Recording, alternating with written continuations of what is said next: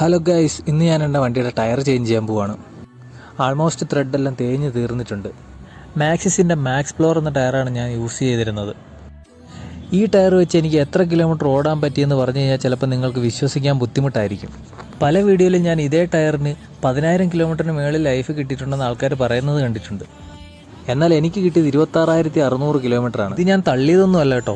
ഇതിന് മുമ്പ് ടയർ മാറുമ്പോൾ ഉള്ള വീഡിയോ ഞാൻ ഇതിൽ പോസ്റ്റ് ചെയ്തിട്ടുണ്ട്.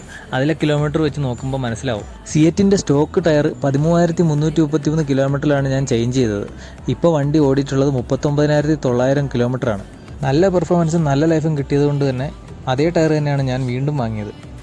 ബാംഗ്ലൂരിലുള്ള ടയർ പെട്ടി എന്ന ഷോപ്പിൽ നിന്നാണ് ഞാൻ ടയർ വാങ്ങിയത്. അവരുടെ തന്നെ ടയർ വർക്ക്ഷോപ്പിൽ നിന്നാണ് ചേഞ്ച് ചെയ്തത്. ഇതിൽ കിടന്നിരുന്ന ട്യൂബിന് പ്രശ്നമൊന്നും ഇല്ലെങ്കിൽ തന്നെയും ട്യൂബും കൂടെ ചേർത്ത് ചേഞ്ച് ചെയ്തു. പഴയ ട്യൂബ് സ്പെയറാക്കി വെക്കുകയും ചെയ്തു. ഫ്രണ്ട് ടയറും ഞാൻ മാക്സിസ് തന്നെയാണ് യൂസ് ചെയ്യുന്നത്. മുമ്പ് ഞാൻ ടയർ വാങ്ങിയിരുന്നത് ടോർക്ക് ബ്ലോക്ക് എന്ന ഷോപ്പിൽ നിന്നായിരുന്നു. ഇത്തവണ അവരെ കോൺടാക്ട് ചെയ്തപ്പോൾ മാക്സിസിൻ്റെ ടയർ അവർ സെയിൽ ചെയ്യുന്നില്ല എന്ന് പറഞ്ഞു. എന്താ കാര്യമൊന്നറിയില്ല.